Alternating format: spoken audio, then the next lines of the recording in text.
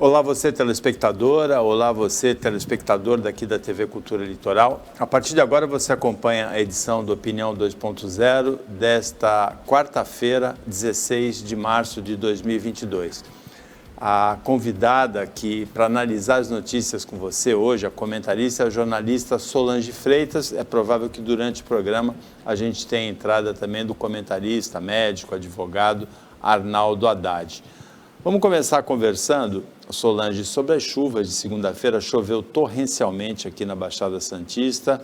Há 2 anos atrás nós tivemos deslizamentos e mortes em São Vicente, em Guarujá, em Cubatão. Aliás, em São Vicente, em Guarujá e em Santos, Cubatão não. E nesta segunda-feira nós tivemos 13 famílias desabrigadas de 5 morros de Guarujá. Guarujá ficou debaixo d'água, outras cidades da Baixada também. A gente precisa fazer alguma coisa para evitar essas tragédias. É verdade que em outros lugares a questão é muito mais dramática do que na Baixada, como em Petrópolis, como aconteceu em Minas, como aconteceu na Bahia. Os deslizamentos matam muitas pessoas e desalojam mais gente ainda. O país precisa de uma política nacional de habitação, mas alguma coisa precisa ser feita com urgência também, não é, Solange? Você, durante a carreira, visitou muitos dos locais em que essas tragédias acontecem. Boa tarde. Boa tarde, Paulo. Boa tarde a todos. Olha, Paulo, é incrível como a gente sempre fala a mesma coisa. Anos e anos, a gente como jornalista, anos e anos, quantas vezes a gente falou, é preciso que se faça algo urgente. Quantos deslizamentos, quantas tragédias eu acompanhei, eu cobri como repórter ao longo desses 30 anos de jornalismo, nos últimos 15 na TV Tribuna. Foram muitos, Paulo. E a gente sempre ouvia das autoridades que iriam fazer obras, que iriam amenizar o sofrimento, mas parece que é uma bola de neve. A gente acompanhou, e eu acompanhei ainda como repórter, foi minha última grande cobertura antes de vir para a política, a tragédia em Guarujá, foi Guarujá, Santos e São Vicente, em março de 2020, no comecinho de março, onde dezenas de pessoas morreram soterradas. Guarujá foi a mais afetada naquela época. Acompanhei o drama das famílias no Morro do Macaco Molhado, na Barreira do João Guarda, e naquela época foi cobrado do Estado, da Prefeitura. Eu mesma cobrei, junto com os moradores lá, obras urgentes, emergenciais e ajuda para aquelas famílias. Então, as obras no Morro do Macaco Molhado foram feitas na sequência, com verbas do governo do Estado. E depois, o Estado liberou as verbas para as obras da Barreira do João Guarda. Mas essas obras ainda não começaram, falta o projeto ser apresentado, faltam algumas definições. E é isso que a gente tem que cobrar agora da Prefeitura, que essas obras aconteçam o mais rápido possível. E na Vila Baiana, que também foi atingida naquela época com menos gravidade do que as outras regiões, atingida agora novamente. 12 famílias já voltaram para suas casas na manhã de hoje, mas olha com tanto sofrimento que elas estão vivendo. É uma bola de neve, Paulo. Arruma aqui, ajeita ali, mas é uma área muito extensa de pessoas vivendo numa situação bem difícil. São 3 linhas de atuação: impedir novas invasões em áreas de risco, prevenir riscos nessas áreas e aí adotar uma política nacional de habitação que pode até puxar a retomada do crescimento do país, porque a indústria da construção civil, ela mexe com todos os setores praticamente da economia. Em Guarujá também, um bando que assaltou uma joalheria em janeiro foi preso por outro crime no bairro de Santa Rosa. O assalto à joalheria em janeiro foi no distrito de Vicente Carvalho, mas os 3 foram, aí tem imagens do assalto na joalheria, foram identificados e foram presos, e a polícia conseguiu recuperar numa busca no domicílio deles uma parte do roubo na joalheria, Solange. É a polícia trabalhando, né? Sim, às vezes a polícia trabalha e a justiça solta, ou seja, todo o trabalho que a polícia teve de prender esses bandidos acaba indo por água abaixo. Se você vê o currículo, eu digo currículo, que é a folha corrida deles, eles já têm até passagem por sequestro, Paulo, e eles estavam na rua. Agora eles estavam presos, por outros crimes e é mais um para essa conta aí enorme que eles têm. Por que eles estavam soltos, né, Paulo? Infelizmente, a lei é muito permissiva no Brasil. Precisa julgar rapidamente e manter na prisão. O crime não pode compensar, né? Não pode você cometer o crime e achar que vai encontrar os teus parças, né, na prisão. Não é isso, a prisão não é para isso. A prisão é para tirar, evitar novos crimes e tentar recuperar, tentar dar um condicionamento profissional para o preso. Nenhuma nem outra coisa acontece no Brasil. Por sinal que um promotor ontem, em relação a essa questão do crime organizado e é organizado de dentro das prisões, ele disse que o primeiro comando da capital, o PCC, uma das principais organizações criminosas do país, se não for a principal, já atingiu o status, o patamar de organização mafiosa, Solange. E isso assusta, né? Quando você vê que um promotor diz, olha, o PCC já tem esse status de organização mafiosa, assusta. O que daqui para frente, o que vai acontecer? Como é que vai ser? E eles são organizados, né, Paulo? E quando eles tentam uma linha, eles seguem e conseguem. O que eu passei na campanha, o que os candidatos do PSDB passaram na campanha de 2020, impedidos de fazer campanha nas comunidades, por essa organização criminosa que não era contra a gente, não era contra os candidatos, mas era contra o PSDB. E nós não pudemos fazer campanha. O que eles conseguiram nessa época? Eles conseguiram fazer com que o meu direito de ir e vir, de fazer campanha, eu tinha esse direito como candidata e não pude fazer. E eles conseguiram. E olha que eu estava no partido que pertence ao governo do Estado. E infelizmente não consegui fazer campanha por causa deles. É um poder paralelo que realmente se organizou nos últimos anos. Isso começa no Rio de Janeiro, na década de 60, durante a ditadura militar, quando se colocam presos políticos com criminosos comuns juntos. E alguns presos políticos aderiram ao crime e organizaram o crime. O Comando Vermelho surge no Rio de Janeiro e depois outras organizações, como a Família no Nordeste, o primeiro comando da capital em São Paulo. E o crime foi se organizando. Hoje, os criminosos organizados, eles formam advogados, eles subornam juízes, eles elegem políticos, e é em relação a essa estrutura toda que o promotor se refere como tendo atingido o status de organização mafiosa, porque é isso que a máfia fez na Itália, é isso que a máfia fez nos Estados Unidos, não é? E tem outras máfias, japonesa, russa, né?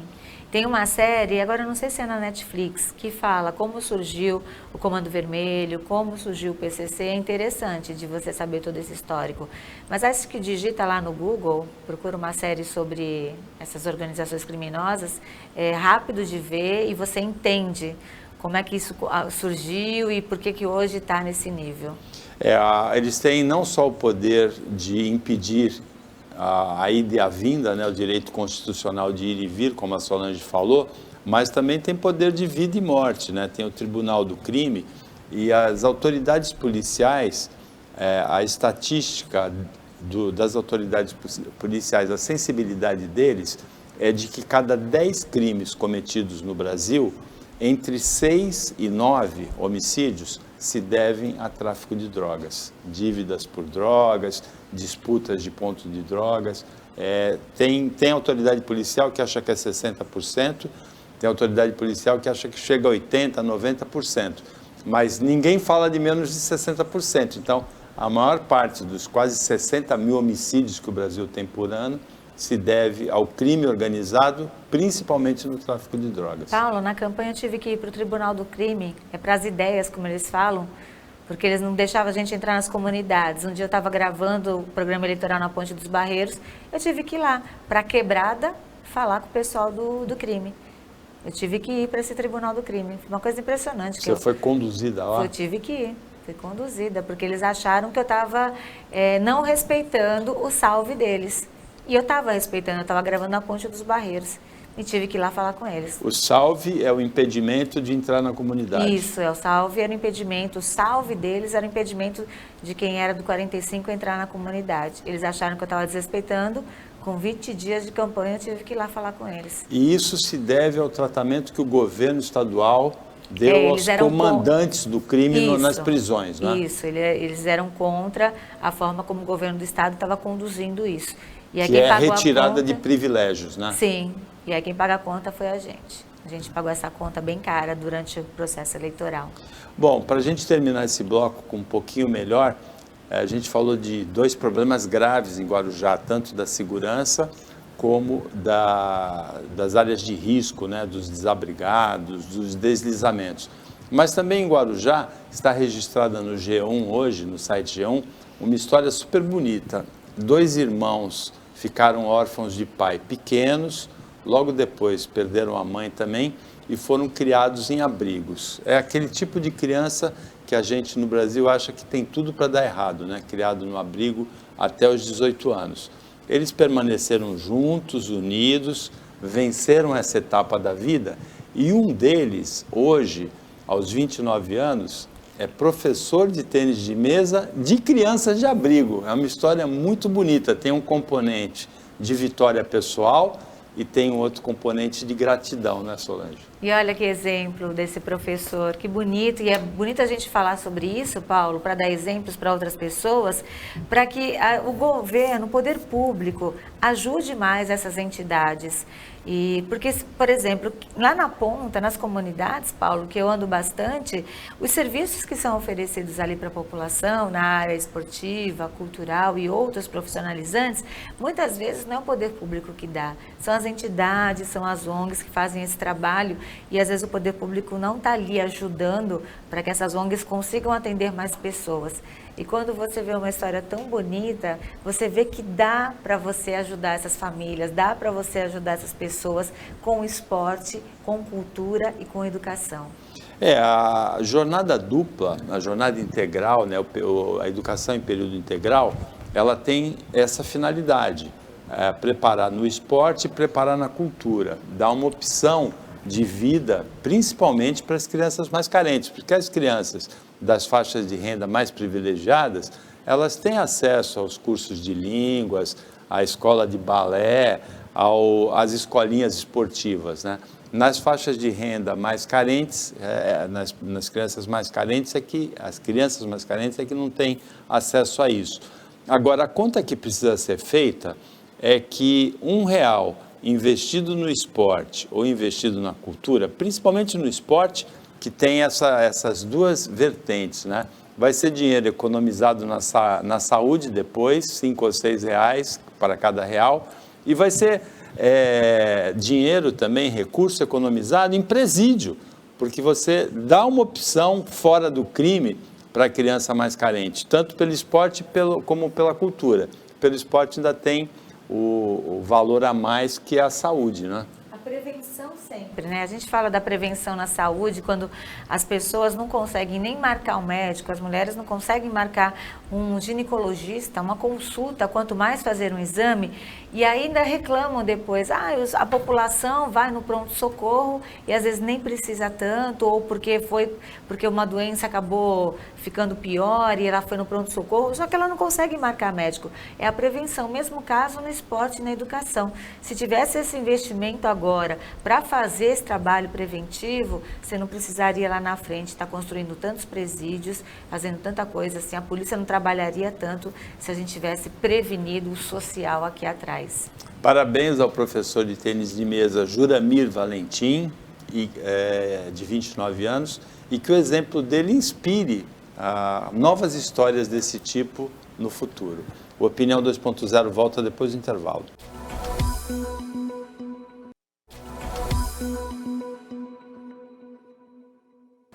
Voltando com a Opinião 2.0 desta quarta-feira, agora sim com os 2 comentaristas da quarta-feira, a jornalista Solange Freitas e o médico e advogado Arnaldo Haddad. Tem uma matéria especial para Solange comentar, mas também o Arnaldo, primeiro, que é médico.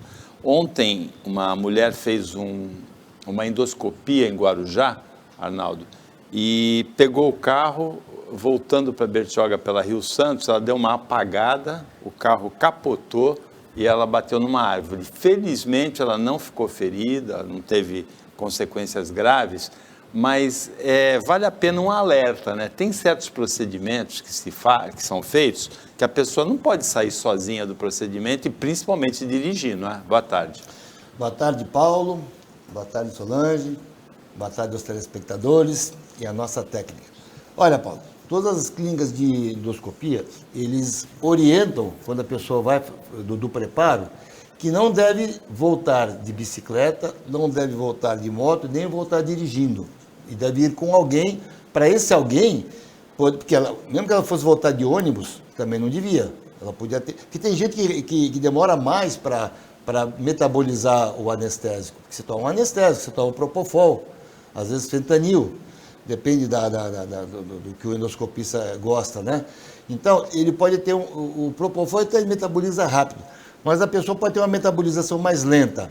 Então, ela pode ficar ainda meio sonolenta. Se ela vai pegar um ônibus, se ela vai pegar um táxi, ela pode também apagar e o cara do táxi não sabe o que fazer com ela, vai ter que levar no hospital, é lógico. Então, ninguém deve ir para uma endoscopia, seja qualquer tipo, menos ainda a colonoscopia, porque aí você faz um preparo todo para limpar o intestino, você pode sofrer uma desidratação, pode passar mal, mais ainda o idoso. Então, ninguém pode ir para uma endoscopia, seja qual for, sem um acompanhante. Não deve mesmo. Tem procedimentos oftalmológicos também que a pessoa também não deve ir sozinha, Tem, né? porque se você dilatar a pupila, você não vai enxergar de perto, vai enxergar só de longe. Então, se você tiver que enxergar de perto, você não enxerga. Então, também não deve. Qualquer procedimento que você vai fazer, você não deve ir sozinho. Não deve. Solange... E, no caso, quando a gente vai fazer uma endoscopia, né, a orientação sempre é essa, e eles não deixam a gente fazer se não tiver um acompanhante, né? No caso dela, até é estranho, porque eles falam, cadê seu acompanhante? Tá aqui? Tá. Aí eles fazem o procedimento. E tem uns anestésicos hoje que eu saí de lá da última endoscopia, fui almoçar. Estava super normal, tem uns anestésicos que eu acho que é vapt-vupt, né, doutor? Eles fazem geralmente hoje com propofol, né? Eles davam antigamente o midazolam, alguns ainda dão, mas eu acho que não deve dar o midazolam, mas não é que esteja errado. Eu não gosto do midazolam para endoscopia alta. Alguns ainda dão para endoscopia baixa, de colonoscopia, ainda dão o midazolam. O midazolam, que é o dormonide, né? Ele te dá uma amnésia. Então, agora, você fez endoscopia alta, provavelmente. Sim. Então, o propofol ele é facilmente metabolizado, né? E ele é um anestésico de efeito rápido também. Então, eu fiz a última endoscopia que eu fiz, eu daria para voltar até dirigindo, porque eu estava bem, mas não, eu fui com a minha mulher, ela veio dirigir, foi e voltou dirigindo. Mas é sempre bom que você pode ir almoçar, que nem eu falei, eu podia vir até de perna de pau, que você fica no alto, porque eu estava bem. Eu metabolizei bem, mas nem todo mundo metaboliza tão bem. Mas então, hoje os anestésicos, ela tem razão, hoje os anestésicos eles são mais rápidos, efeito mais rápido. Fico alerta para a telespectadora, para o telespectador, num procedimento desse tipo, endoscópico, ou colonoscópico, ou uma dilatação de pupila, cuidado, siga a orientação do médico, evite o que aconteceu com essa mulher na tarde de ontem na Rio Santos. Tem um outro caso ligado à medicina, Arnaldo, que é o caso do obstetra Renato Calil. Ele foi acusado por uma influencer, a Chantal, ele foi acusado de violência obstétrica e até de abuso sexual. Depois disso houve outras denúncias e na segunda-feira a mulher do obstetra, que trabalhava como instrumentadora dele, Ilana, foi encontrada morta, a polícia deu como suicídio. Nas redes sociais, a influencer está sendo acusada pela morte da mulher do obstetra. Então, a vítima está virando ré. Paulo, vamos devagar com a vítima, porque eu não acho que essa Chantal seja vítima de coisa nenhuma. Chantal Verdelho. É essa senhora que você está falando aí. Eu acho que não é vítima por quê? Porque a pessoa, quando ela é assediada, quando ela é maltratada, qualquer coisa, ela tem todo o direito de ir ao Conselho Regional de Medicina fazer a queixa, ir à Delegacia de Polícia fazer a queixa, processar civilmente. Esse direito é dela, ninguém tira. E está certo, tem que ser assim mesmo. Até porque médico que faz isso, estou falando no caso de médico, né? Tem que responder, inclusive, no Conselho Regional de Medicina, que é duro, não é corporativista, não. O que eu não dou direito, eu acho que está errado, é essas pessoas irem para as redes sociais, que aquilo é um tribunal, pior que o de Nuremberg, é um tribunal da Inquisição. Qual é o objetivo da pessoa ir para a rede social? Vai que não é bem aquilo. Quer um exemplo? Eu tive um cliente médico que ele foi acusado de assédio. Fizeram lá o processo, está respondendo, eu estou defendendo ele. Aí, não sei por conta de quem, alguém teve acesso a isso. Teve um jornalista que me ligou e falou, eu vou colocar não sei se é um blog, um negócio que ele tem lá. Eu falei, não faz isso porque está sob segredo. Não, eu vou colocar. Colocou. Daí foi para o jornal, aí foi para G1, foi para tudo quanto é lugar. O que aconteceu? Aconteceu que a família ficou destroçada, ele foi linchado moralmente, depois se descobriu que ele estava com Alzheimer. Valeu a pena fazer isso? E o pior, uma das vítimas, cujo marido falou que ia destruir com a vida dele, esse marido ficou sabendo que ele lidera uma organização criminosa de estelionato. E a mulher faz parte, pelo menos é o que o GAECO processou. Processou ele mais 10 ou 12. E a mulher faz parte. Esse cara, ele é líder da organização criminosa. Aí a mulher fala, eu tive que ir para o psiquiatra porque ele lambeu a minha orelha. Eu falo, meu Deus, ela tem que ir para o psiquiatra porque ela está para ser presa, se perder a ação. Mas o GAECO processou. Então, as pessoas que fazem isso, elas querem aparecer, elas querem destruir, é vendetta que se chama. Isso está errado. Tem que ir para a polícia? Tem. Tem que ir para o Conselho Regional de Medicina? Sim. Quer processar, pedir uma indenização? Lógico. Aí, no processo, vai se apurar. Nesse se apurou que o coitado está com Alzheimer. E o Alzheimer, ele faz uma hiperestimulação da esfera sexual. Por isso você vê, às vezes, idosos em asilo agarrando uma idosa. Não é que ele é tarado, ele é salvo. Não, agarrando a cuidadora. É que tem mulheres com Alzheimer que elas... Teve conta uma história, que o casal estava numa clínica, num asilo, e o velhinho pegou a velhinha beijando na boca outro velhinho. Ficou bravo. Mas ela estava com Alzheimer e ela tem essa hiperestimulação sexual. Isso é do Alzheimer.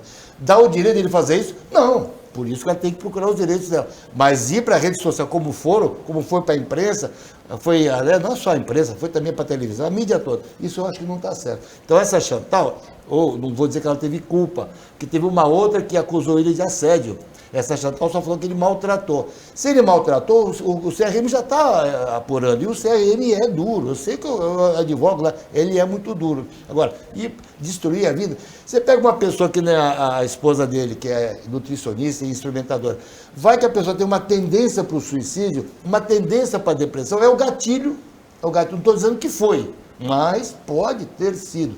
A Chantal, ela é culpada? Não vou chegar a esse ponto. Não sei se ela é culpada. Mas ela não devia ter colocado nas redes sociais, porque isso só chama-se vendetta, vingança. E eu não concordo com isso. O Arnaldo levantou um outro ponto da questão, não é, Solange? Então, ele levantou um outro ponto da questão, mas o culpado, no caso, se ele realmente fez aquilo, é o marido. Agora fica na internet as pessoas culpando ela do suicídio da mulher dele. Se tem alguém errado e culpado, é ele, porque não é só ela que está acusando, tem outras pessoas acusando, pelo menos são as informações que chegaram até a gente. Então, e assim, quando acontece uma coisa dessas na rede social, é muito ruim, porque as mulheres, elas podem ficar com medo de denunciarem. E tem muitos casos de mulheres que sofrem abusos dentro de casa, com o marido ou com pessoas mais próximas, e elas têm uma dificuldade enorme de denunciar. E quando há um linchamento de uma pessoa, que no caso seria a vítima desse caso, ela ser acusada da morte de uma outra pessoa, isso pode desestimular as mulheres a fazerem denúncias. Tanto o Arnaldo como a Solange tocaram em pontos muito interessantes, né?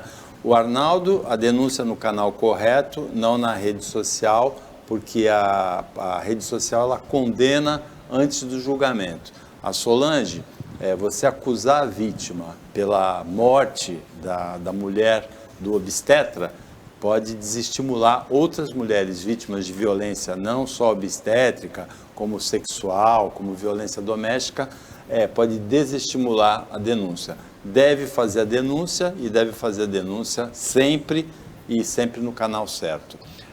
Tem que tomar muito cuidado mesmo com esse julgamento antecipado das redes sociais. No caso da Chantal Verdelho, pelo ponto de vista do Arnaldo, feitiço virou contra feiticeira. Ela colocou na rede social, assim, para estimular o julgamento do médico antes do julgamento pelo Conselho de Medicina, embora tenha colocado até um vídeo. Eu conheço até um ginecologista que assistiu ao vídeo e achou que houve mesmo violência obstétrica, mas deve evitar sempre esse julgamento antecipado, que ela também está sendo vítima dele nesse momento. Tem duas outras pautas de rede social, na verdade são três.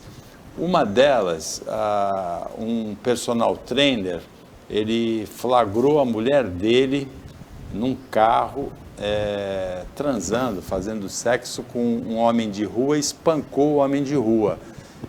E isso aí repercutiu muito nas redes sociais, é uma pauta que realmente é uma curiosidade, que não interessa a ninguém, né? só a eles, mas que acaba mostrando como é que acontecem as coisas na rede social. E a outra, essa sim mais importante, a Justiça determinou a suspensão, Solange, da veiculação nas plataformas de streaming do filme Como se tornar o pior aluno da escola, do Danilo Gentili, por aquela cena que foi recortada do filme e colocada nas redes sociais, que é com o Fábio Porchat e sugere uma pedofilia. Nesse caso do filme, é uma censura, né, Paulo? Porque isso veio à tona porque esse filme acabou passando na Netflix, né? E aí acabou chamando a atenção também pelo recorte dessa cena. E acabou causando nas redes sociais, né, toda essa polêmica. Mas é uma forma de censura e há muitos outros filmes também com cenas piores e que isso não foi chamado a atenção. Então tem que ver quais são os motivos de fazerem isso nessa época, chamarem tanta atenção para um fato como esse. Será que é para desviar o foco de outros temas? O Danilo Gentili falou isso, que o filme dele está sendo usado para desviar o foco desse mega aumento dos combustíveis pela Petrobras. Aí se multiplica esse tipo de versão. Tem um episódio desse tipo, assim, de pedofilia, que é no começo da carreira da Xuxa, né? Tem. E ela conseguiu, por muito tempo, evitar que esse filme, era um filme do Walter Hugo Cury, um diretor de cinema, que o filme fosse veiculado, né? Tem. Aliás, Paulo, você me permite passar rapidamente pelo caso lá do morador de rua? Eu não sei, ele falou que achava que ela estava sendo estuprada, ela fala, não, foi consensual. Eu li em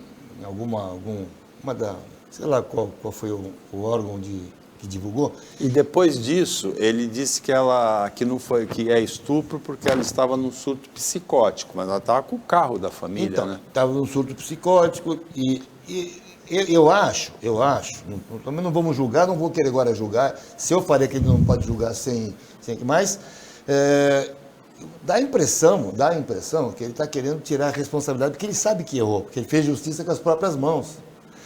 Agora, existe na medicina uma coisa chamada riparofilia. Não estou dizendo que ela seja portadora de riparofilia, mas talvez. O que é a riparofilia? É querer fazer sexo com pessoas sujas. Eu não estou dizendo que o cara seja suja fisicamente.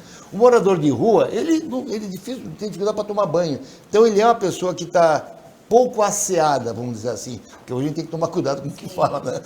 Então, pessoas sujas que têm um odor desagradável e a riparofilia, a mulher que tem riparofilia, ela gosta de ter sexo com esse tipo de parceiro. E o homem, a mesma coisa. Há muitos anos atrás, Paulo, quando você ainda estava na Poli, eu estava na medicina em Jundiaí, mas naquela época da década de 70, teve uma psicóloga que ela paquerou, se chama paquerar, ainda tem esse termo? Paquerou um morador de rua na fila do prato de sopa e foi pega no carro fazendo sexo com ele. Até diz o jornalista que ele estava fumando cigarrinho depois. Então, existe a riparofilia. Ela é portadora de riparofilia? Não sei, mas que existe, isso existe. Com relação ao Gentili, sabe o que eu acho, Solange? A gente tem que pensar assim, a gente lê um pouco de psicologia, principalmente do adolescente, Nessa idade de 10, 11, 12, 13, até uns 16 anos, mais ou menos, um pouquinho menos, o adolescente e a adolescente, ele passa o momento dos hormônios. Então, ele passa, às vezes, por até algumas dúvidas. As dúvidas se eu sou ou não homossexual do adolescente e da adolescente, é nesse momento. Então, se você estimula esse tipo de coisa, você vai criar um problema muito sério. Você pode criar um problema muito sério. Agora, a censura, eu acho que censura tem que existir, porque se a gente tiver a liberdade total, é por isso que tem aquela história do Hobbes, né? Que criou aquele monstro que era o Estado enorme, né? Não é certo esse Estado enorme, mas também, se você tiver um liberalismo completo, também não seria anarquia. Não dá, o ser humano, ele tem que ter um freio. Por isso que tem a Constituição, tem o Código Penal, tem o Código Civil, porque tem que dar um freio. Eu acho que isso também realmente não deve ir, porque criança assiste. Se fosse só nós assistirmos, tudo bem, a gente já está formado. Eu já estou até para lá de Bagdá, né? Não tenho com o que mais me chocar. Mas você vai pensar, uma criança de 10 anos participou da filmagem, essa criança pode ser afetada por isso. Por isso que eu não concordo, eu acho que nesse ponto a censura tem que existir mesmo. Não é o Estado enorme, não é o Estado, como é que chama? Leviatã, não é o Leviatã que eu prego, claro que não, mas também nem o Estado mínimo. Que quando você tem um Estado mínimo, você vê, você tem a criminalidade aumentando, então você tem que ter um freio, o ser humano precisa do freio. Aliás, o Paulo é um excelente espírito, é um grande espírito, até lá em cima tem hierarquia, não tem, Paulo? No mundo espiritual tem hierarquia, né? Inclusive a hierarquia precisa existir porque espíritos de baixa luz tentam entrar em planos de muita luz, eles são expulsos de lá. Então, não vou também entrar nessa parte de espiritismo, que pode ser que pegue até um evangélico que fique chateado comigo. Eu concordo com o que você falou, você está corretíssimo, né? Você ter cenas como essa são absurdas mesmo, ainda mais quando participa uma criança. O problema é que o próprio Ministério já tinha autorizado esse filme. Esse filme, ele é de 2017, né? 2017. Então, ele só se manifestou agora, depois que houve a polêmica. Ou seja, quando foi lá atrás, não houve esse tipo de censura. Né? Liberaram o filme para ser exibido, foi rodado com criança, que é um absurdo mesmo. Totalmente contra esse tipo de atitude. Só que assim, já foi liberado lá atrás. E por que vem censurar agora? Por causa da polêmica. Entendeu? Foi uma polêmica.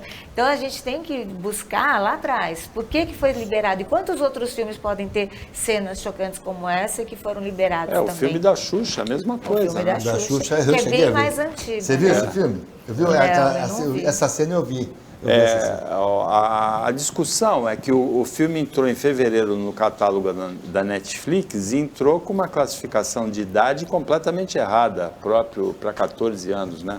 Aí é que a discussão está centrada principalmente nesse aspecto aí da liberação do filme. O Opinião 2.0 volta depois do intervalo.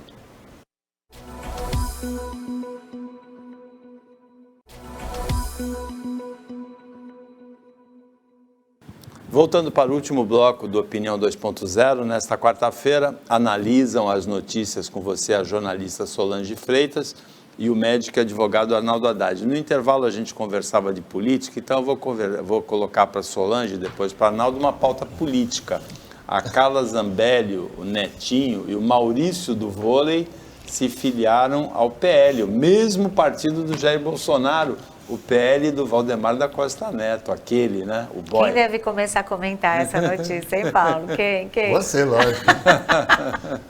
É porque a gente estava falando desse troca-troca de partidos nessa fase, que é até o dia 2 de abril, né? Que é o prazo para quem está como deputado também. Abriu a janela agora há poucos dias e poder fazer essa mudança já era esperado de muitos deputados já eleitos hoje, deputados de outros partidos migrarem para o PL, porque são bolsonaristas, né? Então tem saído muita gente do PSL e de outros partidos para o PL. O PL já está inchado, né? Pelo que a gente conversa, já está inchado de candidatos para essa disputa. Eu também estou nessa mudança também de partido, Paulo.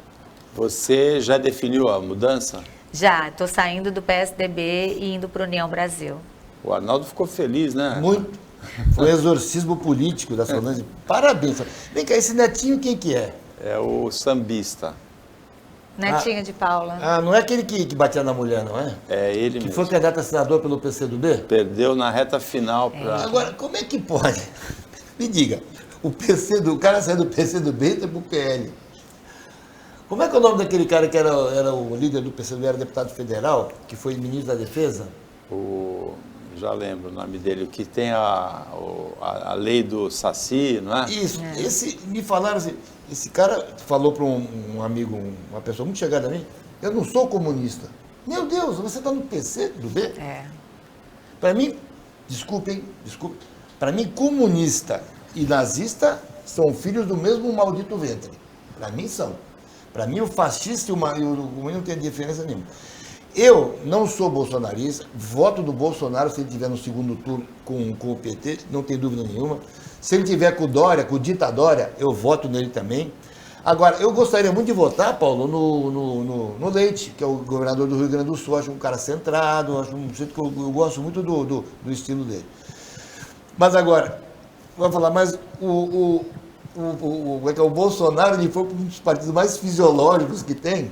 O PL esteve com o Lula, teve com a Dilma, teve com o Temer, está com o Bolsonaro, ele está com quem tiver no poder. Eu não gosto desse tipo de coisa. Então, eu lamento muito. E outra, não, o Bolsonaro foi pro PL, né? Sim. Teve apoio do PP, colocou aquele senador que falou que o Bolsonaro xingou o Bolsonaro, elogiou o Lula, o cara foi ser chefe da Casa Civil. Eu não gosto desse tipo de coisa. O Bolsonaro, ele sempre pautou contra tudo isso. Mas, se tiver no segundo turno, quer ver? Hoje eu ouvi uma expressão, o cara falou assim, não, falando sobre esse problema aí da censura do filme. Eu falei, você vota no Bolsonaro? Ele falou, não, eu não gosto dele. Eu falei, você vai tomar antibiótico? Ele falou, não, mas você toma? Se precisar, eu tomo. Eu falei, então, o Bolsonaro é o antibiótico contra essa infecção que tem no Brasil hoje. Esse tipo de coisa que ele pode ser um mal necessário. Eu voto nele para não entregar o governo para o PT, nem para o Dita Dória. Então, eu gosto muito, por exemplo, não votaria também no Moro, que a pessoa tem que... A gente é filho político do Justo, né? Uma coisa que o Justo sempre exigiu, e a gente, nós tivemos, é a lealdade. O Paulo foi candidato no Santos 2 vezes a presidente para não deixar o nosso grupo político. Eu apoiei o Paulo 2 vezes e apoio sempre. Né? Lembra disso, Paulo? Você foi candidato porque ninguém queria e não ia deixar o nosso grupo morrer. Então, a lealdade. E o Moro não foi leal. E nem achei bonito ele sair da magistratura, fazer o que fez. Eu acho que ele errou com o Lula, não gosto do Lula, mas ele errou, ele exagerou. Cada um tem que ter direito a um processo legal e o que ele fez não foi legal. Então, eu não voto nele. Então, vai ser o Bolsonaro, a não ser que os Leites subam, qual é o nome dele mesmo? Eduardo Leite, que é um jeito que eu gosto muito, vai sair também do inferno do PSDB, né? Porque o PSDB não é mais aquele PSDB. Eu vejo o cara que eu sempre votei, Alckmin, vai se juntar com o Lula. Eu não me conformo, Paulo. O Alckmin se juntar com o Lula. É muito feio tudo isso. Mas eu não vou votar no Netinho, ele é candidato aqui a deputado, não vou votar nele. Não, nele, Maurício do Vôlei, eu não sei quem é. Eu vou ver quem que eu vou votar para federal. Mas... Maurício do Vôlei é aquele levantador da seleção do vôlei, né? Eu não sei quem é, mas... E o Netinho foi candidato ao Senado, não, mas perdeu Netinho... na reta final para o Major Olímpio, né? Sabe o que eu queria? Eu queria o Netinho já que ele gosta de bater em mulher, o Aloysio, que ele subisse no ringue, né, no octógono, com aquelas mulheres que são campeãs mundial de Muay Thai e de MMA. Eu queria ir lá, aquele covardão. Agora, isso aí é uma questão de opinião, né? Eu, por exemplo, eu falo que eu rezo todo dia por uma terceira via. Eu já em 2018 me recusei a votar tanto no Bolsonaro como no candidato do PT. Eu rezo por uma terceira via e se a terceira via for o Dória, ou for o Eduardo Leite, ou qualquer candidato, ou Moro, qualquer candidato que venha da terceira via, que saia dessa polarização Bolsonaro e Lula, para mim seria interessante. Eu rezo pela terceira via. Eu também acho que e eu tem que ter uma acredito no terceira poder via. da oração, viu? Eu também Poder da acho. oração. Agora, ainda na política, Solange, os caminhoneiros estão se mobilizando, já tem a bancada evangélica, já tem a bancada da bala, né? Já tem a bancada do agronegócio, né? Eles querem eleger a bancada do caminhão. Porque os caminhoneiros sofrem, né? Então, assim, quando algumas categorias se unem, elas conseguem até atingir esse objetivo. Mas é muito difícil, porque às vezes as mesmas categorias, elas não elegem, não escolhem, eu vou votar nessa pessoa porque vai me representar. Geralmente, eles não têm essa união. Se eles conseguirem...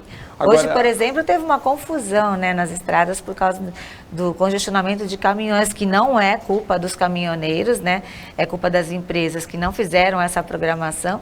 E aí deixou tudo quanto é estrada hoje na Baixada Santista congestionada. Aqui na Baixada até a Ecovias liberou o acostamento da Anchieta para as pessoas escaparem dos caminhões, né? Os caminhoneiros estão preocupados realmente porque o frete não aumenta, o diesel aumenta, o combustível aumenta.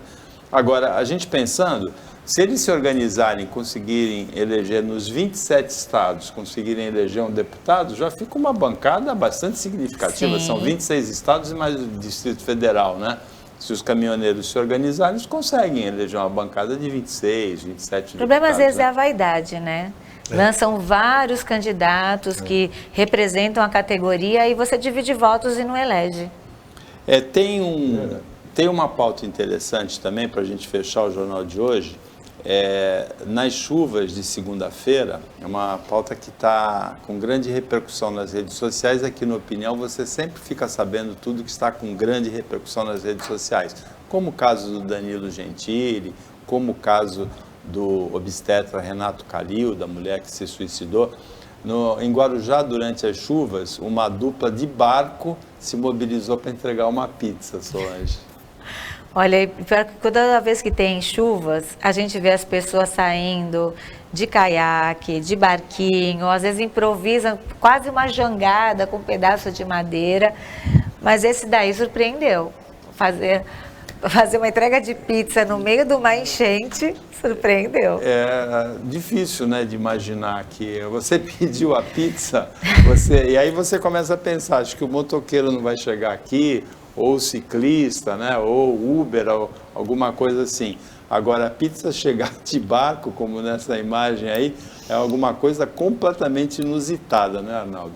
Eu acho, mas Será que a pizza chegou seca ou molhada? Acho que ela chegou um pouquinho molhada, mas olha, eu comeria essa pizza com bom gosto, só pelo... Ainda convidava o entregador a comer comigo a pizza, viu? Porque só pelo sacrifício. Só pelo sacrifício. Alguns entregadores têm um invólucro impermeável para pizza, né? É provável que tenham levado a pizza e também tem aquela caixa impermeável. Então é provável que a pizza tenha chegado sequinha aí para o consumidor. Né? Lá conserva a temperatura, né? Não, mas aí não vale a pena. Senta aqui, vamos comer essa pizza juntos. Com isso a gente chega ao final da Opinião desta quarta-feira, que teve a Solange Freitas e o Arnaldo Haddad comentando as notícias com você, agradecendo a participação dos dois, o trabalho da equipe técnica e de jornalismo do Sistema Costa Norte e agradecendo a você que acompanhou a gente mais essa edição.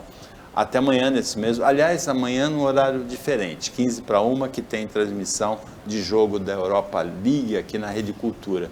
E à 00:30 na reapresentação e uma ótima quarta-feira para você que você merece.